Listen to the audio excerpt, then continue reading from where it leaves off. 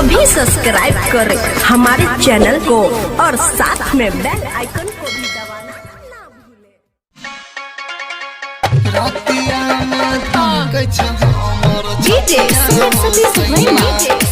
आप सुन रहे हैं दीपक म्यूजिक इंटरटेनमेंट की प्रस्तुति।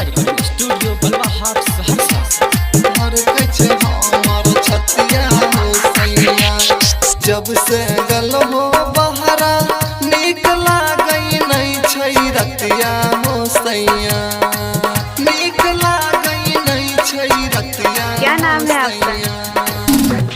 डीजे दीपक।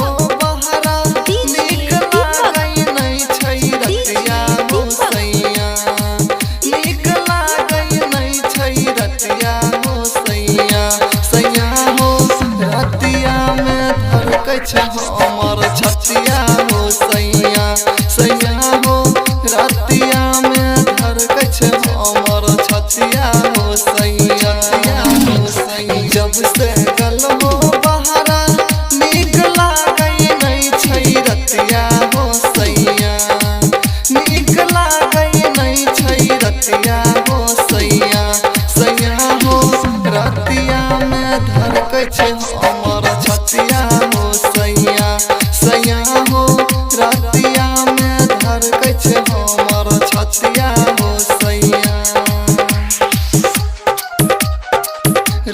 कहाँ घर है? सिजौल, सिजौल।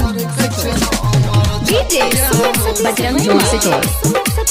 छतिया हो सैया। थैंक यू रिकॉर्डिंग स्टूडियो बलवा हाट सहरसा।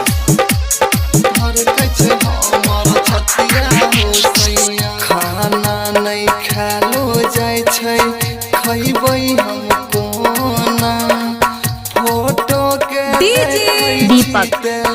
यहबै छै रोना,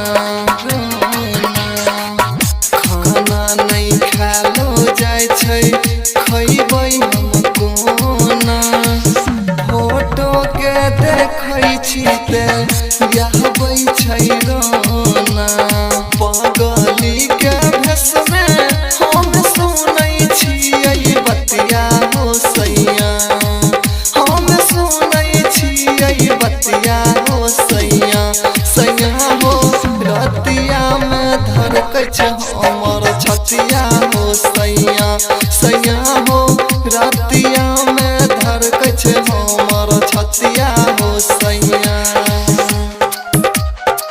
रतिया में धड़कै छै हमर छतिया हो सैया, छतिया हो सैया।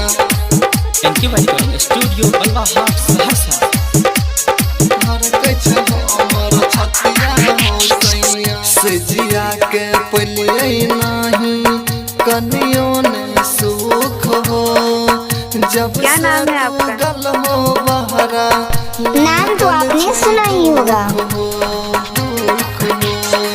सजिया के पलियै नाही कनियो ने सुख हो, जब से तू गल हो बहरा लागल छै दुख हो।